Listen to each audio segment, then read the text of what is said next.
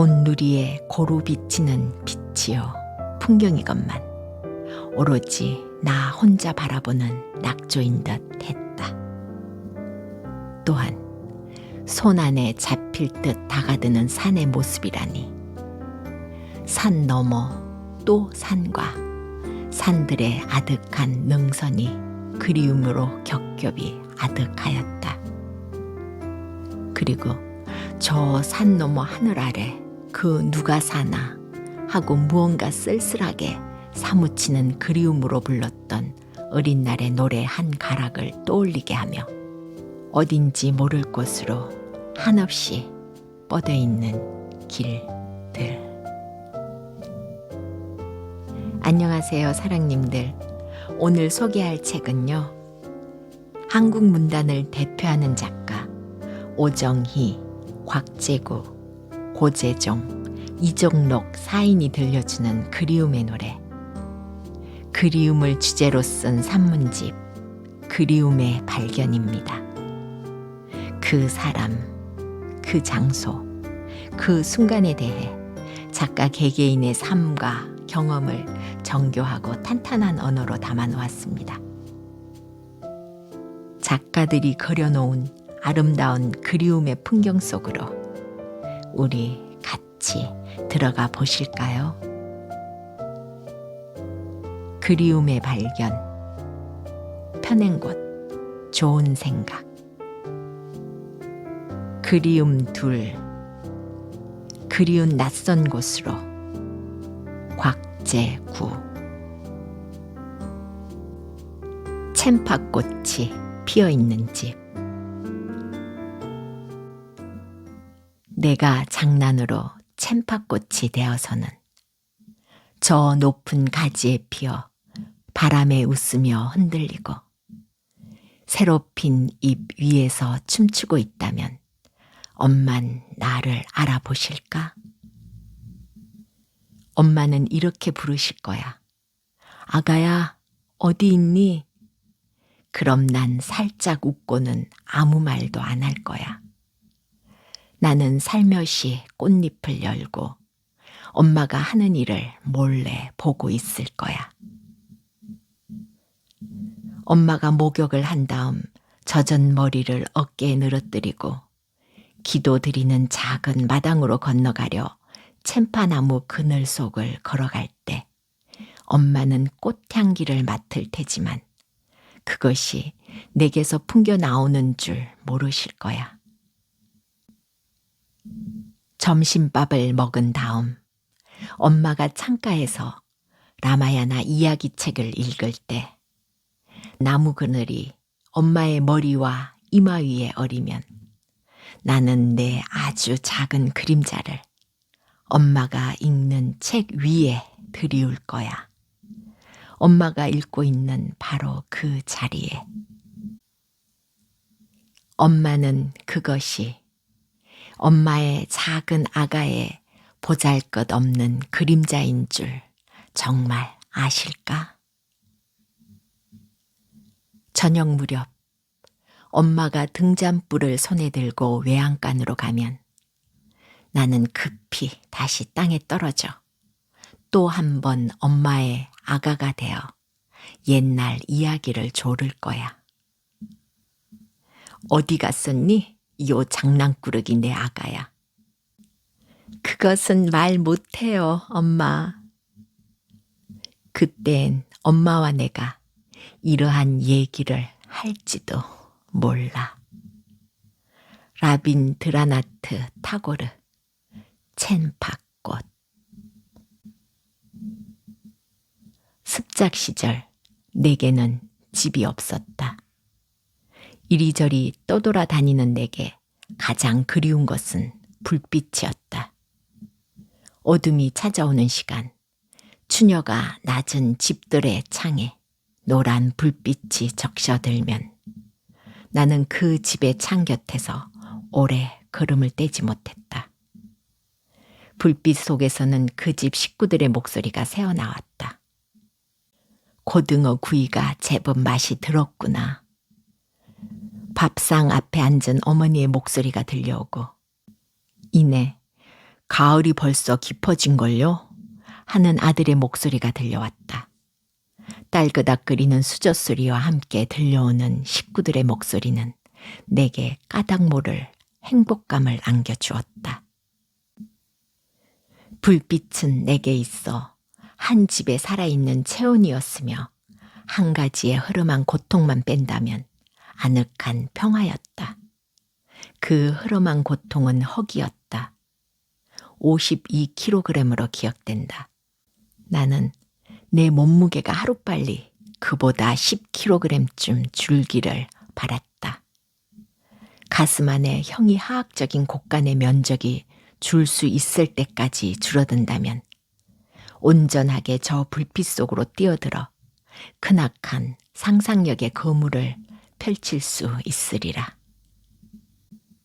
그 무렵 내게 시는 이 지상에 존재하지 않는 유일한 집이었다. 그것은 내게 있어 희망이었으며 집요한 고통이었고 가마솥에서 막 쪄낸 개떡처럼 아늑한 그리움이었다. 나는 길 위에서 내 집에 치장을 했다. 벽돌 위에 보라색과 분홍색의 페인트를 칠하고 몇 개의 창문을 달 것인가 고민했으며 식탁과 책꽂이와 그 밖의 가구들의 배치에 대해 골몰했다. 언어는 영원한 진료였다.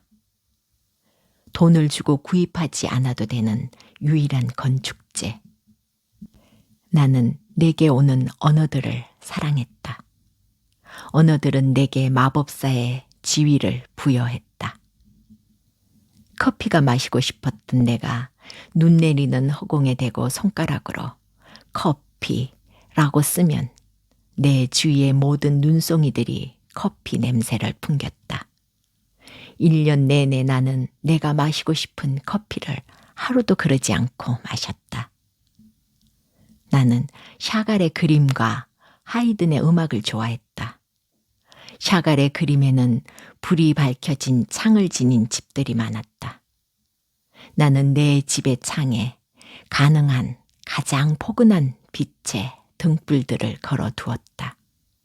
어떤 등에는 연두색의 불빛이 새어나갔고 어떤 등에는 푸른색의 불빛이 새어나왔고 어떤 등은 금가루처럼 잘게 부셔진 불빛들을 집 앞에 이어지는 숲길로 뿌려놓았다. 숲속에는 많은 동물들이 살았다. 시냇물과 아기 박각시 나방과 거미줄과 바람들이 살았다. 나는 그들을 기꺼이 내 집에 초대했다. 어떤 날은 그들이 내게 춤을 추자고 했다. 그들은 내가 하이든의 음악을 좋아하는 것을 아는 것이다. 그때 나는 허공에 하이든의 미뉴에트 몇 곡을 걸어놓는다. 턴테이블이 돌고 내가 사랑하는 내 언어의 집은 꿈과 사랑과 온가지 안타까움이 함께 어우러진 무도회장이 된다. 그랬다.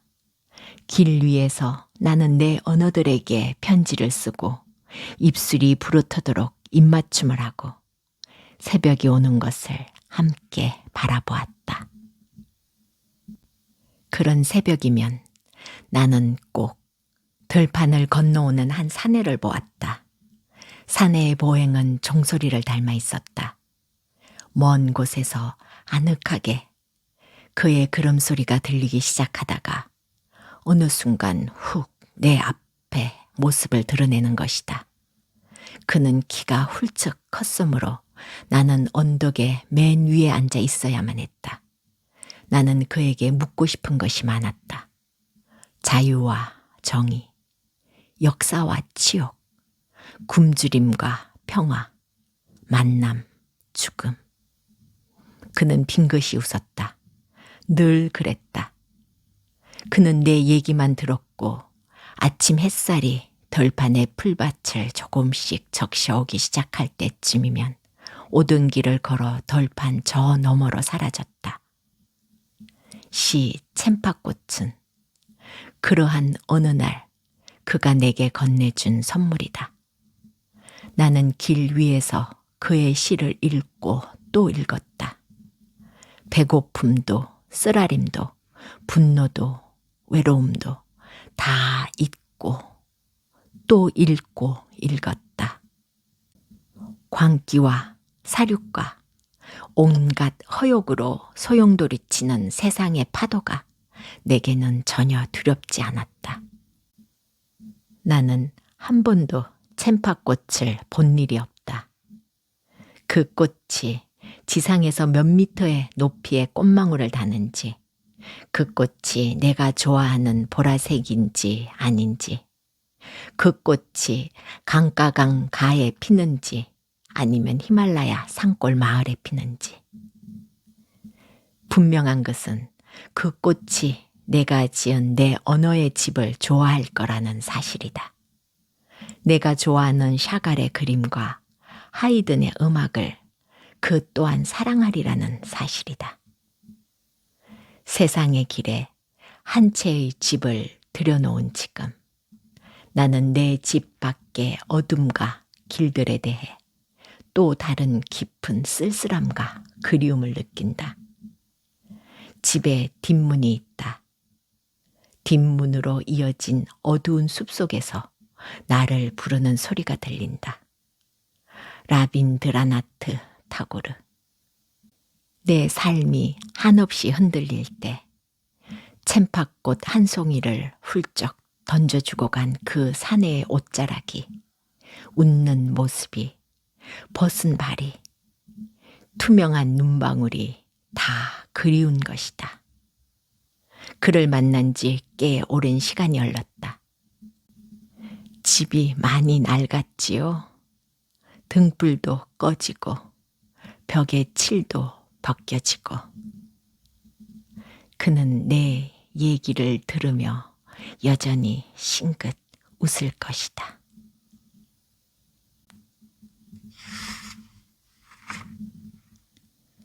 그리움 넷. 고향, 그 정겨운 향기. 이정록.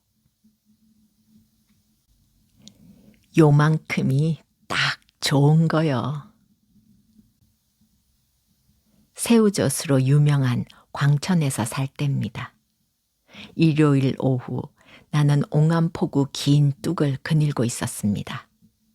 바닥까지 내려온 냇물과 하류까지 올라온 갯물이 궁합 잘 맞는 부부처럼 철퍼덕거리고 있었고, 흰 구름은 바닷물에 입술을 대고 물구나무 서서 발가락을 꼼지락거리고 있었습니다. 그때 긴 뚝 끝에서 가물가물 멀어지는 물체가 들어왔습니다. 삼태기를 세워놓은 모습이었는데 가까이 가보니 등이 굽은 할머님이었습니다. 멀리서 보니 뒷모습이 커다란 말굽 자석처럼 보였던 것입니다. 한 손엔 지팡이를, 다른 손엔 장바구니를 들고 계셨는데 옮겨받아 대충 훑어보니 소주 대병 하나에 무 둘, 그리고 고등어 한 마리가 들어있었습니다. 자식들은 모두 서울에 살고 할아버지와 둘이 살고 있는데 이렇게 장을 봐 가야만 할아버지의 술상을 챙겨 드릴 수 있다고 하셨습니다. 장에 오가려면 2시간이나 걸으셔야 한다니, 실제로 말굽 자석이라면 쇳가루가 주렁주렁 달릴 것이란 생각이 들었습니다. 아름답기도 하고 한편 서늘하기도 하여 내 마음은 옆길 갯벌처럼 숭숭 구멍이 뚫리는 듯 했습니다. 이런저런 얘기를 나누다 보니 마을 앞 정자나무에 이르렀습니다. 정자나무 옆 우물가에서 열무를 다듬던 아주머니한테 단물 한 바가지를 얻어먹고는 막 장바구니를 들려는데 지금까지와는 다르게 한사코 거절하시는 것이었습니다. 요만큼이 딱 좋은 거요. 단호한 몸짓과 말씨였기에 골목으로 접어드는 할머니의 뒷모습만 멍하니 바라보았습니다. 나는 올 때보다 더 느린 걸음으로 궁금궁금 집으로 돌아왔습니다. 그런 일이 있은 며칠 뒤 고향 황새울에 가게 되었습니다. 할머님이 편찮으셨기 때문이었습니다. 웬일이래요? 무거운 돌처럼 앉아있는 나에게 할머님은 신음인 듯 유언인 듯 꺼지게 걱정을 풀어놓으시는 게 아닙니까? 지난 장날 한 청년이 짐을 마루까지 올려다 주고 갔는데 찬밥 한 덩이도 못 먹여 보냈다고. 이름도 성도 모르고 늙어서 그런지 얼굴도 생각이 나질 않으니 큰일도 한참 큰일이라고 눈물까지 훔치시는 것이었습니다. 혹 길에서 만나면 인사라도 해야 할 텐데. 지난주 옹암포에서의 궁금증을 다 아시는 듯 온몸으로 가르쳐 주시는 할머니. 요만큼이 딱 좋은 거요. 말굽 할머니가 떠올랐습니다. 그 정자나무의 그늘과 우물물 한 바가지는 얼마나 아름다운 마음의 자리인가. 서로 짐이 되지 않도록 낮고도 넉넉하게 물을 쌓아 안은 서해처럼 수많은 목숨을 가슴에 안고 노을까지 품어주는 갯벌처럼 말입니다. 두 분 모두 천수를 누리신 뒤 바다를 안으셨으면 좋겠습니다. 바닷물 속 물고기들과 하늘과 섬들을 보듬으며 해송들의 가르마도 다 주시길 기도합니다. 나 또한 구멍 숭숭 뚫어놓은 망둥이와 논일 수 있을 때까지 간간히 새우젓으로 등 굽을 때까지 요만큼만 마음 다독이며 옹암포처럼 늙어 가겠습니다. 오늘의 낭독은 여기까지입니다. 우리들 마음 깊숙이 자리하고 있는 그리움 몇 개를 꺼내어 다독여 보면 어떨까요?